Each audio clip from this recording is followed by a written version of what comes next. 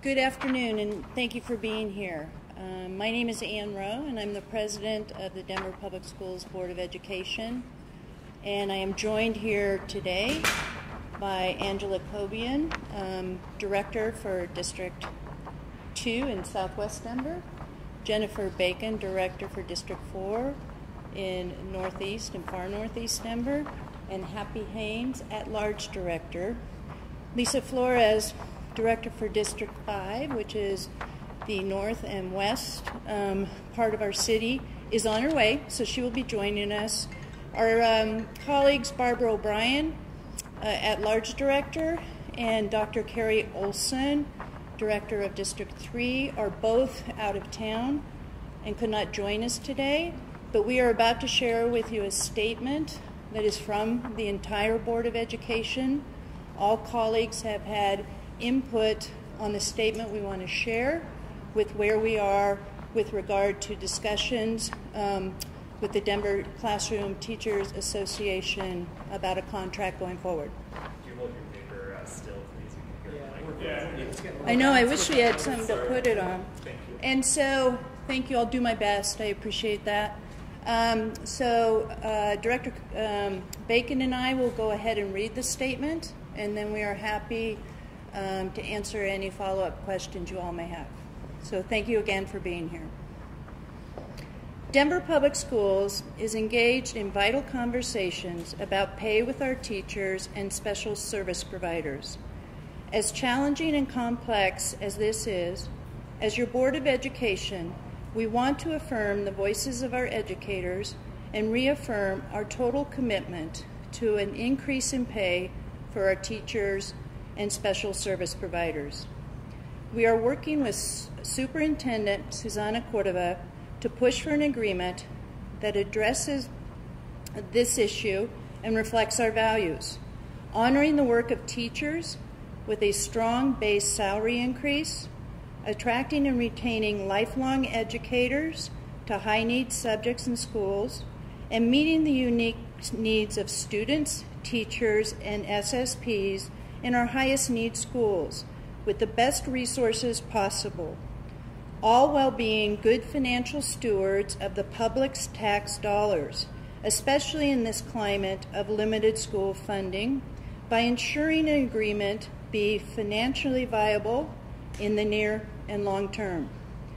These efforts reflect the Board of Education's long-term commitment to providing extra supports for the highest need schools, also supported by the voters of Denver.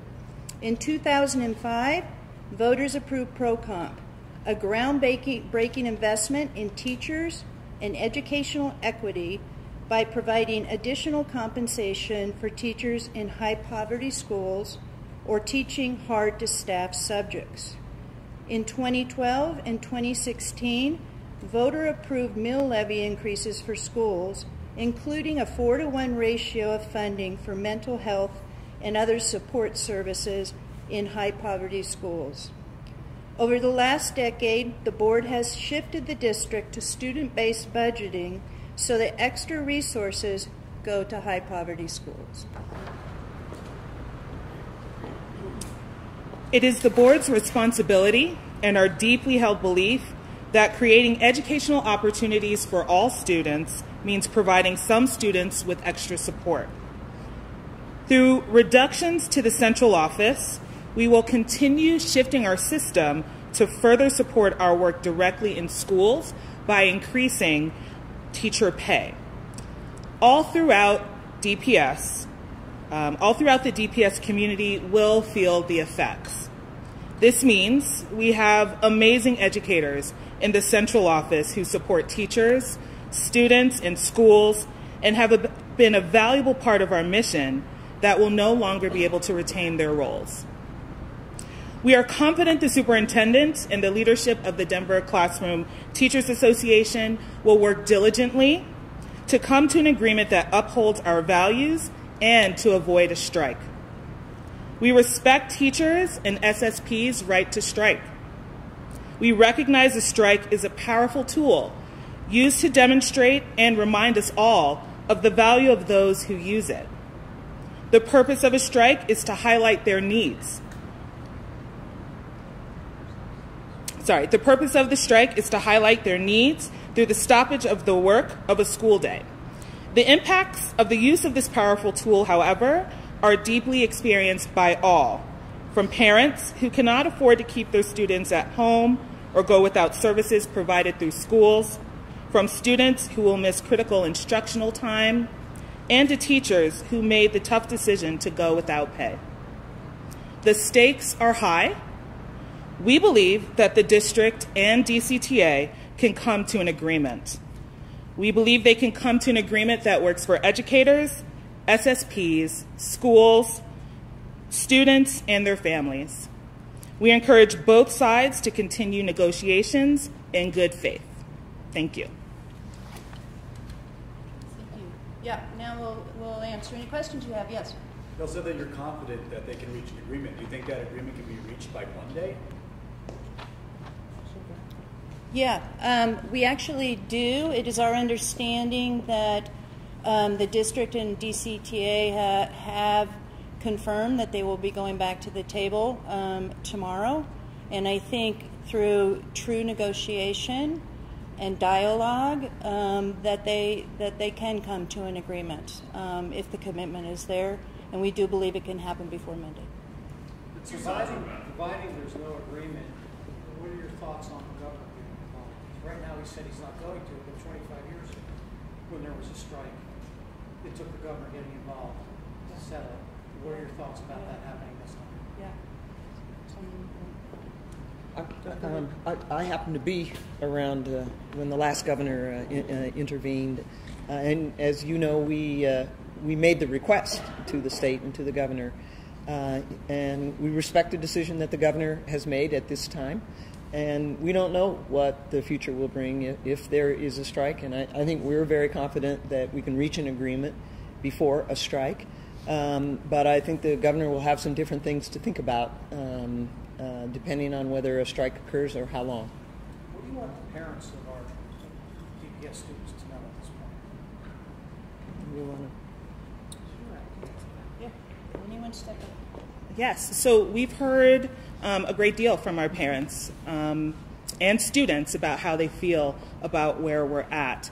And so the one thing that we want to be clear on is that we understand the impact of a strike, and we don't want to say that it may not affect families differently. However, what we're asking for throughout this time is to be able to come to the table, sit as partners, and be able to build a stronger district on behalf of families, students, and those who provide such a precious education to them. And so I do want to say on behalf of all of us, we have received all of your emails and your phone calls, and we are here to be committed to mitigate the impact of something like this, but also, again, we hope to build a better, brighter, stronger DPS that can actually be the example across the state. And so this is what it's going to take from all of us. Are you concerned that some schools may not be open if there's a strike come Monday and some parents could be hurting because of that? Sure. So currently we have planned to keep all schools open. And so that's exactly what's at the center of our planning. Schools play an important role in community on behalf of student needs, on behalf of educational needs, and family needs. So it's our goal to keep all schools open, and we're pretty confident we can do that. Part of keeping all schools open means you got to have enough subs in there. How is that going on that front? Because that's a lot of subs to fill. Sure. Yeah. If anybody else wants to step up, I can. More than happy. Yeah, a couple things on. You got to get close. Sorry. A couple things on that. We have been briefed by the superintendent, but those details are really something that the district should respond to, and we can make sure that they do. But the district, from the briefings we have received, is committed to having the professionals in the building to ensure the safety, to ensure the instruction is happening within our schools. Confident this will handle all grades? Will all grades be taken care of, or is it just the fact that the schools will be open, or will you have enough staff to handle all grades? Yes, and what's that? I said we don't know those details. Yeah, and we don't know. I mean, again, these are details for the district. I actually have the latest stats. I can give them to folks off Great. camera when we're done. There we go. Okay. Let's do that. Thank you. And Thank you, Anna. Does the board support the district's offer? We all jump Here. up. I would say that the district's offer does represent the values that we have embodied in our statement, and I do think there are places where the district, along with the DCTA as a partner, can come together with some areas that they aren't quite there yet. But within the district proposal currently, it does embody those values that we shared in our statement.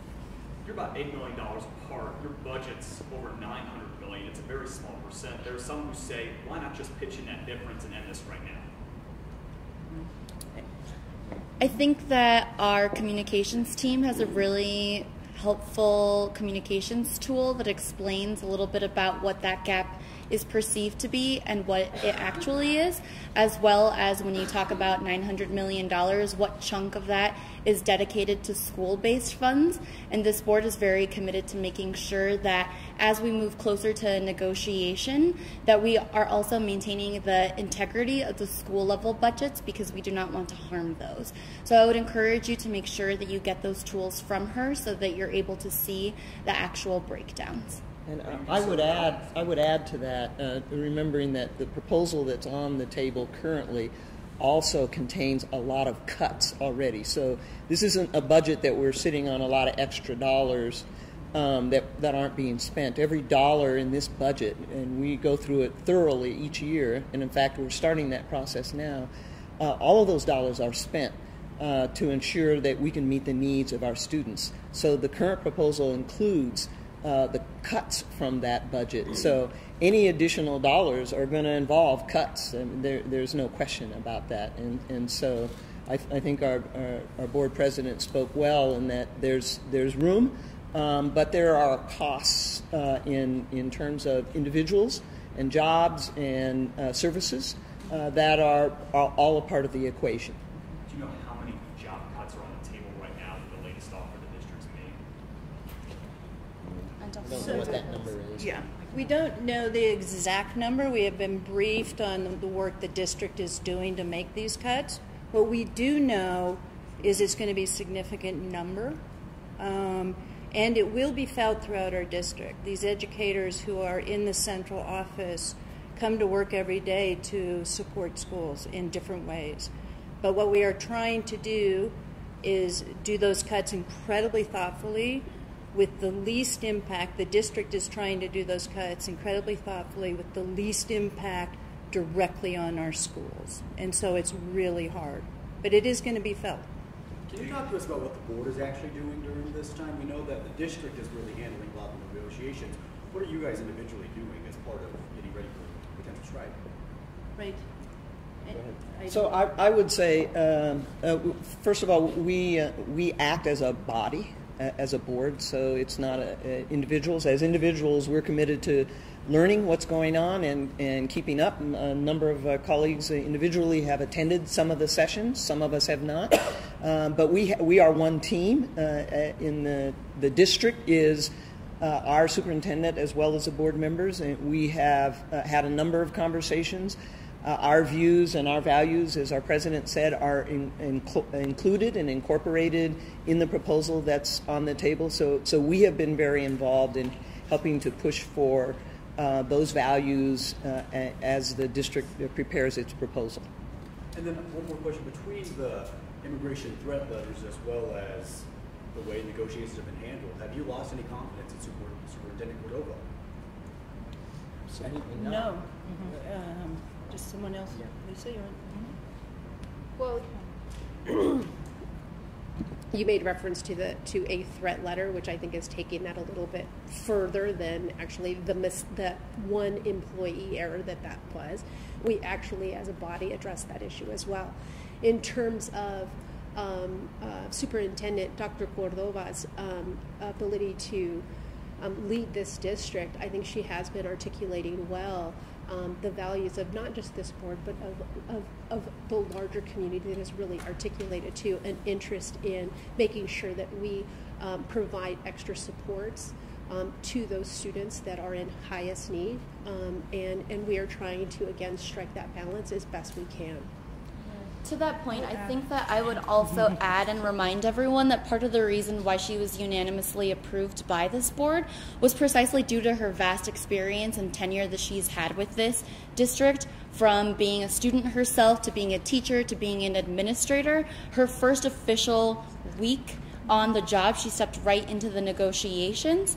And so if you think about your first time, your first week on the job, in the midst of negotiations, which are largely due to a storm of various policies and actions that have occurred over the last 10 years, she brings with her not just school-based experience and experience as a school leader herself, but also is consistently in communication with people who she is still in close communication with, who are members of the Denver Classroom Teachers Association, who are in our buildings teaching, who have to make that heart-wrenching decision about whether or not they choose to strike. And so I think that a lot of our confidence in her has a lot to do with the way that she has approached these negotiations, in addition to the personal and professional experience that she brings with her to the table. How concerned are you all about the potential cost of a strike in terms of what the district's already spent on lesson plans and hiring extra teachers and so on and so forth, the guest teachers? So again, we would ask the district to get you that detail. They have done pretty thorough analysis on the cost of the strike, and there will be financial cost. The actual cost to our families, our teachers, our communities, our culture, and who we are as Denver Public School is the even larger cost, because that's a long-term impact. I also wanted to say one more thing to your question. We have 100% confidence in Susanna, and actually watching how she has showed up and committed with regard to working with our partners at the DCTA, speaking for myself personally right now, has only increased my confidence in her as a leader of this district. Can I ask about one of the sticking points in negotiations, which are the incentives for high poverty and high priority schools? Does the board support keeping those? You know, how strongly do you support those incentives, or have you seen evidence they're working? So I think the answer we're really seeking to, maybe the issue that we're trying to resolve in these negotiations are how to balance our issues in equity with the best tools possible to do that. And so ultimately it's the board's role in these negotiations to approve a plan that has been negotiated upon, right? And so we know that there are different sides. We hope that the exercise in and of itself will be that compromise that can help move the district forward. And so the sticking points that at least we've heard from the DCTA talks about if these incentives are working. We also have looked at that, but again, as we stated, the values of being able to recognize there's differences is something that we don't want to lose sight of, particularly as we commit to our value of equity. And so we hope that in good faith, both sides can reconcile that with something that works for everyone, that is true to that, because that is the one thing that we have in common as a board. Can we have just one more question? I want to add one thing to that, Anna, real quick, and then we'll take one more question, I guess. The other thing that's really important is that these incentives are embedded in ProComp, which was a voter-approved initiative in 2005. And there was clear intent within that language, the uses for those funds. It was not the intent to be used just to increase teacher salary, which is incredibly important to increase teacher salary. So there's the integrity and validity behind what the voters actually wanted, and when they voted for that, what was intended, that we have to weigh, and the district and the DCTA have to weigh as well in their negotiations. I do want to ask about early childhood education. Will there be options will the district provide options for parents if schools are to close? So again, that's a part of that's part of the plan that the district is putting out, and that will be found the details with what they're able to share with you all as well, district level decision. But the truth of the matter is we have to think about capacity there have been talks about not being able to offer that.